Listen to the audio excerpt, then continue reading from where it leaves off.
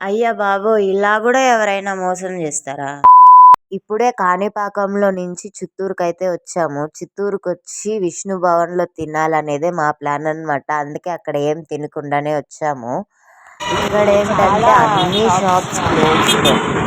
చాలా షాప్స్ అయితే తిరిగేసాము. విష్ణు భవన్‌లో తిందామని చెప్పేసి అనమాట ప్లాన్. అక్కడి నుంచి అన్నీ మెను అంతా చూసుకొని వచ్చినాం కానీ అదేంటో మా కర్మ అన్నీ అయిపోయింది. వేరే షాప్‌కైతే వెళ్ళాము. అక్కడేంటంటే సీటింగే లేదు, ఫుల్ రష్. అలా లాస్ట్‌కైతే ఒక హోటల్‌కైతే వెళ్ళామనమాట. అక్కడ కూడా ఫుల్ రష్, కానీ 1 ఆర్ 2 టేబుల్స్ అయితే ఖాళీగానే ఉన్నాయన్నమాట. ఇంకా వెళ్ళిందే ఏంటంటే చాలా సేపయింది. రానే రాలేదు. 1 అవర్ పైనే అయిపోయిందనమాట.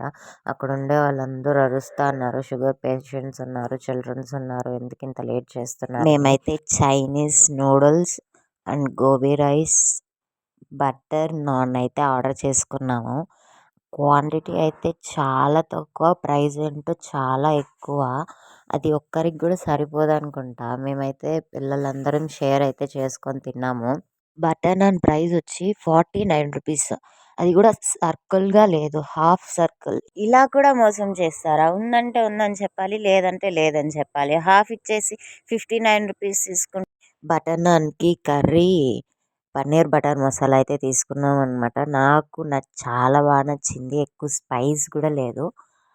లాస్ట్‌కి ఇలా అయితే ఎండ్ చేసేసాము. మీరు సబ్స్క్రైబ్ చేసుకెళ్ళండి. Bye bye.